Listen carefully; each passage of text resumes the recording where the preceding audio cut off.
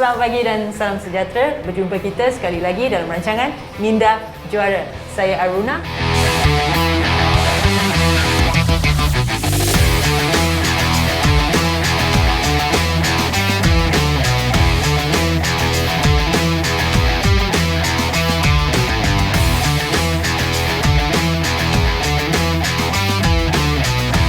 Kita akan bersama-sama untuk mempelajari dan mengenali bagaimana untuk menjadi seorang juara bukan saja dari segi fizikal tetapi juga dari segi minda anda.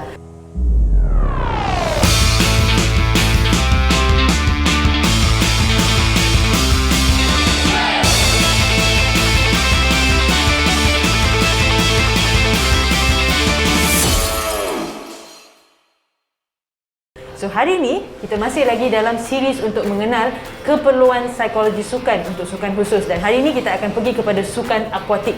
Dan sukan akuatik yang kita akan tengok ataupun kita akan lihat adalah sukan terjun. Sebenarnya sukan terjun adalah antara sukan yang banyak menyumbangkan pingat dan mereka sentiasa akan melayakkan diri mereka ke sukan Olimpik. Sebenarnya kita ada nama-nama gah yang sangat-sangat best sebenarnya. Kita ada Pandalela, kita ada Man Yi, kita ada Jun Hong dan ramai lagi sebenarnya atlet-atlet. Tapi sebelum tu saya nak mengenalkan kita punya tetamu.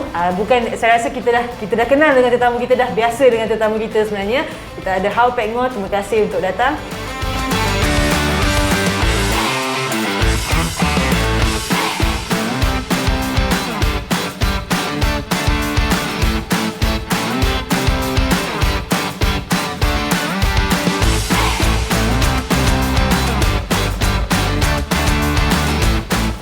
Berapa lama dah dengan sukan terjun ni? Dengan sukan terjun ini saya baru take over Asian Game 2018. Okay, selepas Asian Game, baru saya dapat involve dengan sukan terjun. So sukan terjun ini yang saya kenali adalah 10 meter dengan platform dengan 3 meter springboard. So untuk lelaki individu dengan bergu. So samalah 3 meter springboard tu ada individu lelaki, individu perempuan, bergu lelaki, bergu perempuan. Sama juga 10 meter platform, ada individu perempuan dengan lelaki, dengan bergu perempuan dengan bergu lelaki. So kalau sukan terjun ni sebenarnya kan ada banyak perkara yang kita boleh maksudnya macam kenapa saya rasa apakah rahsia kita yang sentiasa kita boleh layak ke Olimpik? Kalau Pek Ngo boleh cerita sikit lah. Ya, kualiti atlet kita sebenarnya kemampuan tinggi tu yang menyebabkan atlet kita dapat melayakkan diri ke sukan Olimpik. So dalam sukan terjun ini juga dia ada dive yang spesifik yang perlu mahir sebelum boleh pergi ke competition international.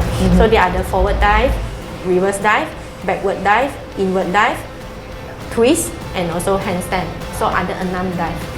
Untuk perempuan 5 dive sahaja yang diperlukan, untuk lelaki 6 dive yang diperlukan. So scoring diorang based on judge punya point, 10 point itu adalah maksimum lah.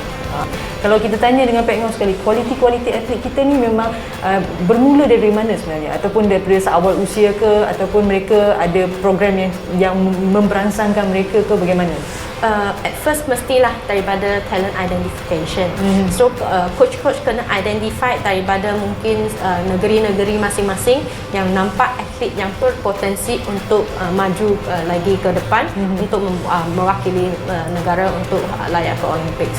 So dari sana, then of course kita kena follow up dengan satu program latihan yang kukuh yang boleh membantu atlet itu maju sehingga dapatkan Olympic medal. Sebab itulah saya rasa kita ada antara Brian yang di mana usia 13 tahun dah layak ke Olimpik Kita bukan cerita pasal SEA Games ataupun sebagainya, kita cerita terus ke Olimpik sebenarnya. So atlet semuda itu dah boleh layak kepada Olimpik. Maksudnya saya rasa kita punya program adalah antara yang terbaik di mana kita boleh mencukil bakat dan seterusnya keperluan-keperluan psikologi dan skill sebenarnya diterapkan daripada seawal usia. Betul Betul. You akan agree dengan saya jugalah kan? Sebab beliau dah bekerja lama juga dalam sukan terjun ni, dan saya pasti kita akan share lebih banyak tentang apa concern-concern dan keperluan psikologi sukan selepas ini.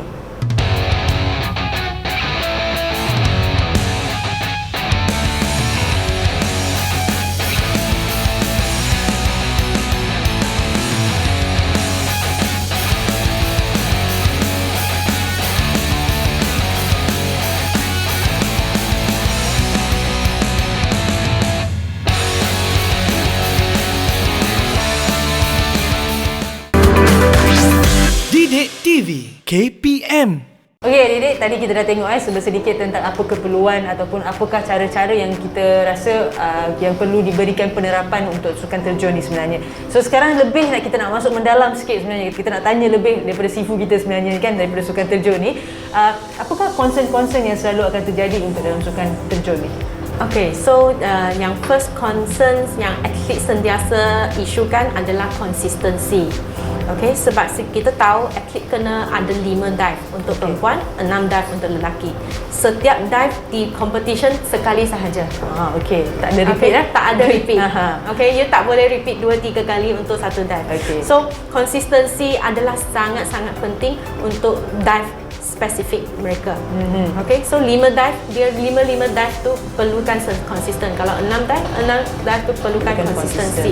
Itu salah satu yang diorang concern. Second yang diorang concern adalah dia punya execution. Cara dia macam melakukan dive tersebut. Okay, maksudnya daripada A sampai Z tu lah macam mana? Yes, A sampai Z. So, adakah diorang punya lompatan cukup tinggi? Adakah diorang punya putaran cukup laju? Okay, adakah peluk kaki mereka cukup kuat? Ataupun masuk dalam air masuk dalam air tu buka cepat ke tak? Dengan cara masuk air tu konsisten ke tak. So benda-benda macam ni adalah dikonsiderkan execution lah. Kalau kita nak tengok balik kan, kalau macam kita nampak dia orang terjun tu macam laju je kan. Ya, tapi dia ada segmen-segmen yang di mana kita perlukan setiap segmen tu ada execution dia sendiri. Ada execution dia sendiri. So execution itu adalah sangat teknikal yang coach boleh akan diajar daripada oleh coach. So tapi itu adalah salah satu sebab yang menyebabkan atlet akan banyak berfikir, banyak risau dengan pasal execution mereka. Sebab kalau kita nampak mungkin dia buat dalam fraction of second, tak sampai berapa saat pun sebenarnya, tapi dia boleh stopkan dalam minute second sebenarnya. Kalau let's say pusat putaran tu tak cukup cantik, dia tahu dah mungkin lepas ni nak masuk tak cantik dah sebenarnya. So nak habiskan tu pun sebenarnya dah macam lama pula dia orang nak habiskan benda tu kan. Sebab sukan diving ini sebenarnya adalah sangat bahaya, especially yang 10 meter. You bayangkan you berdiri ke atas 10 meter yang nak lompat terjun ke bawah. Okay, air tu lebih kurang dengan tanah sama dengan lantai kita. Betul. So macam mana you nak entry? So banyak impact kepada badan, kepada kita punya minda kalau kita tak bersedia dengan cukupnya. Maksudnya memang kita kena bersedia. Saya pun ada pengalaman untuk melompat daripada 10 meter tu sendiri sebenarnya. Tapi masa tu saya langsung tak tahu nak berenang. Saya macam coach kata, okey jom pergi lompat. Saya pun pergi je. Lepas tu berdiri. Tapi tak adalah putar-putar kan. Tak kerti nak putar. So kita lompat botol je lah. Lompat katak lah kita kata kan. Lompat-lompat saya rasa impact dia adalah macam seolah-olah memang kita jatuh daripada bangunan sebenarnya. Jatuh dari bangunan ataupun orang boleh imagine lah ada kereta langgar you. So kepada atlet terjun yang kalau 10 meter, apa perasaan mereka yang sentiasa ada, yang sentiasa ganggu dia. Kalau dia tak bersedia baik dengan execution dia, macam manalah bila dia. So kita boleh kata ni adalah sukan-sukan ekstrim lah, di mana setiap satu maksudnya setiap perancangan tu perlu teliti. Yes. So kalau kita silap sikit satu mungkin boleh menyebabkan kecederaan yang kita tak nak lah benda tu berlanjut, maksudnya kecederaan yang mungkin memudaratkan kita sebenarnya. So ada lagi tak concern-concern ataupun kita nak terus kepada keperluan psikologi sebenarnya? So selain daripada itu pun diorang akan concern diorang punya recovery. Okay, so recovery mereka kalau tak cukup untuk setiap sesi training, okay, selepas setiap sesi training, dia akan effect sesi berikutnya. Okay. So recovery jadilah satu isu yang sangat concern daripada atlet-atlet. And also disebabkan atlet kita dah memang jangka waktu panjang untuk dalam training, sikit sana chronic punya injury memang akan berlaku di setiap atlet terjun. Okay, so maksudnya sukan ni adalah again macam kita cakap lah, sukan yang memang boleh menyebabkan kecederaan berlaku dan kecederaan yang teruk lah, kita kata kronik dan sebagainya. Betul. So memang atlet kalau tak dapat recovery yang cantik dan sebagainya, dia mungkin beri kesan. Ataupun kebolehan untuk mendapat injury tu sangat tinggi lah sebenarnya kan. So bila kita dah cerita concern-concern ni semua dan sebagainya, apakah keperluan psikologi yang kita boleh katakan khusus untuk sukan terjun ni? Sebab saya rasakan sukan ni memang memerlukan persediaan psikologi yang sangat mantap ataupun sangat bersedia lah dalam kita katakan. Ya, betul. So bagi sukan terjun, banyak psychological factor yang menyumbang kepada prestasi yang baik. Salah satu fokus. Okay, fokus adalah sangat penting. Bagaimana kita boleh train fokus mereka? Okay, nanti saya akan cerita. Then second one adalah cara pemikiran. Okay, sebab ini akan link dengan fokus ability mereka. So saya nak ceritakan apa solution yang saya biasa boleh pakai adalah kita gunakan terapkan sedikit juga mindfulness, tapi kita gunakan equipment kita panggil Muse. Itu pun salah satu equipment yang boleh tolong monitor kita punya thinking pattern. Right. Kita punya brain wave. Correct. So kalau kita kata Muse tu sebenarnya adalah satu aplikasi yang boleh digunakan. Itu adalah biofeedback sebenarnya. Kita boleh dapatkan kita punya mind wave punya feedback. Frekuensi sebenarnya. Kita pakai, kita dah boleh dapat. Maksudnya kalau kita terlampau aktif sangat, kita punya mind wave pun akan sangat tinggi dan sebagainya. So kalau sebenarnya heart rate kita tinggi pun, mind kita pun akan tinggi. So sebenarnya body kita pun akan banyak bergerak dan sebagainya. So ini adalah antara kesinambungan yang kita nampak, di mana kalau kita boleh kontrol sini, kita boleh kontrol sini, dan kita boleh kontrol body kita sebenarnya kan. Alright, okay. And then selain daripada itu pun kita akan how to train consistency. Okay. Consistency diorang perlu buatkan banyak repetitions.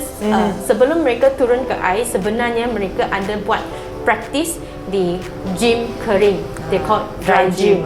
Okay, gym kering tu dia akan simulation sama lebih kurang dengan perbuatan di kolam renang, kolam diving.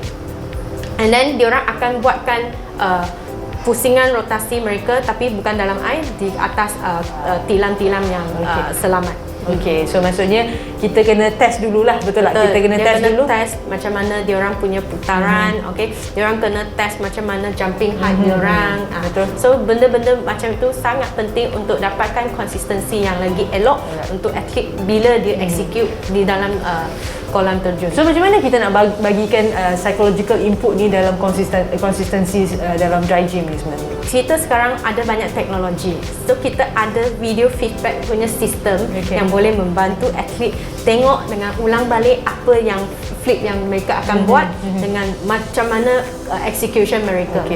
So kita instantly boleh dapatkan feedback daripada sistem tersebut. So kalau macam dengan video feedback ni, apakah secara macam selalunya kita akan contradiction kan, kita kata itu adalah video analysis punya part and everything, tapi mana psikologi tu akan masuk sebenarnya? Sebenarnya psychological issue akan masuk, dia orang akan fikir macam mana pusingan itu. So it automatically dia orang tengah buat apa? Visualization. Betul. Okay, visualization bukan dari segi minda saja dan juga fizikal. And selain daripada video feedback, dia orang juga buat imitasi pergerakan mereka. Mimicking lah, you buat mimicking punya. Mimicking punya, tapi dia orang bukan buat dengan masa jumping ke apa. Dia orang buat macam tutup mata untuk rasakan pergerakan badan mereka. So biasanya atlet-atlet pun boleh, adik-adik pun boleh tengok daripada competitions yang atlet terjun akan buat. Dia akan buat kat tepi, angkat tangan, buat kaki dia. Actually itu adalah satu simulation yang mereka buat untuk sebelum terjunan mereka. Sebab ada satu peluang je. Betul tak? So maksudnya bila ada satu peluang, dia nak pastikan yang peluang yang digunakan adalah dia boleh ingat everything. Dia tak nak membuatkan kesilapan. So macam seolah kita pergi live lah, kena hafal semua benda, kena cerita balik semua benda, tapi kita tak boleh nak buat kesilapan di situ sebenarnya. So benda tu pun sebenarnya dah tambah stres kat situ kan. Tak boleh nak buat silap. Sebelum pergi pun kena be everything perfect dan sebagainya. Dan markah yang diberikan 10. So kita tak nak kurang daripada 10 sebenarnya. Kita nak capai markah yang tertinggi sebenarnya kat situ kan. So apa lagi yang Peng Wu nampak? Selain daripada itu, kita pun boleh nampak apa tahu? Stress level atlet mesti ada.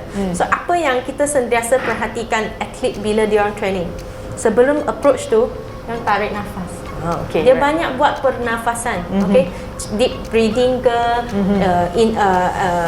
exhalation with sighing ke, apa-apa pernafasan yang boleh buat mereka lega. Dia akan execute benda tu sebelum dia orang masuk ke approach mereka untuk executekan mereka. So memang atlet terjun pun telah ditrain untuk tahu cara untuk merelakskan diri sebelum approach untuk sebab kalau saya rasa kalau tegang sangat badan kita pun kita tak boleh nak buat rotation kita dengan cantik. Sebab ni macam kena cantik macam bunga lah. Dia ada satu second yang kita boleh berhenti dan kita masuk dalam air tu sebenarnya. Kalau kita dapat that flow tu yang kita kita tu tak tepuk tangan daripada tepi kan. Kalau kita rushing pun mungkin nampak macam terburu-buru dan sebagainya. Nampak macam basic, tapi sebenarnya bila teknik-teknik ni kita dah buat, kita ikut, Lepas tu pastikan yang masa drive gym tu pun kita pastikan ada visualisasi yang betul dan sebagainya. Saya rasa pasti adik-adik boleh ikut tips-tips ni sebagainya untuk nak memastikan yang adik juga selangkah, dan pastikan especially dekat rumah sekarang ni kan, banyak yang adik-adik boleh buat sebenarnya.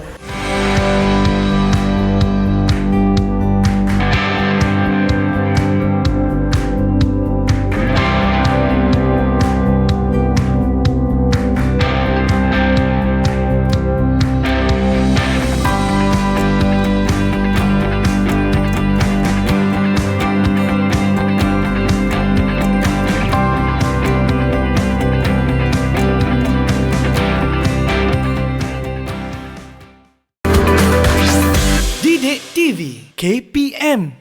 Okey, tadi kita dah tahu sedikit tentang apakah keperluan-keperluan psikologi. Saya pasti ada lagi sedikit lagi yang Pegno nak tambah lagi, cara macam mana nak jadi elegan kat situ kan, betul tak? Ya, betul. Sebab kita tahu pun sukan terjun ni macam sukan persembahan. Okey. Kena tengok kecantikan semasa kita execute dengan semasa kita entry dengan water. Betul. So, macam mana sebagai seorang atlet, bila dia nak start perform, apakah karakter, apakah body language yang dia perlu untuk execute dia punya execution untuk nampak cantik bila dia dive. Sebab at the end of the day, people nak bagi markah, mesti kena ada cantik. Walaupun kita tak faham, walaupun saya mungkin ilmu saya tentang sukan terjun tu mungkin sangat cetek, tapi bila Pegno tunjuk video pun, ni cantik ni, maksudnya dia akan cakap, pandai juga macam tu. So kita boleh nampak siapa yang buat dive yang cantik, and then automatically score tu akan jadi lebih tinggi. So maksudnya kena ada elegan dekat situ lah. Elegan kat situ pun kena ada. So bila atlet punya body language masa dia orang takut dive itu, sebab kita ada 6 dive untuk lelaki, 5 dive untuk perempuan. So atlet akan risau certain dive yang dia orang kurang mahir, and then itu akan affect dia orang punya body language. Itulah time yang kita macam kena mungkin remind balik mereka, ataupun kita perlu terapkan more imagery session ke more training session supaya konsistensi atlet itu bagi dive tersebut lagi elok lah. Soalan untuk hari ini, siapakah idola anda dalam sukan terjun? Apakah nilai-nilai positif yang boleh anda belajari daripada idola anda? Alright, okey. Banyak yang kita dah cerita hari ini kan. Saya pasti adik-adik dapat sedikit daripada kami tentang pengalaman dan seterusnya keperluan psikologi sukan dan cara tips-tips yang di mana adik-adik boleh gunakan secara ringkas dan mudah di rumah tu sendiri sebenarnya. So, saya pasti banyak material yang adik-adik boleh cari di internet tu sendiri. Cuma kena cari ada komitmen, ada usaha sendirilah untuk pastikan adik-adik dapat buat benda tu. So, itu sahaja untuk hari ini. Saya ucapkan terima kasih lagi sekali untuk Pegno untuk bersama-sama kita untuk menerangkan tentang sukan terjun. Sehingga kita jumpa di episod akan datang. Saya Aruna dan ini Pegno. Ini Minda Juara.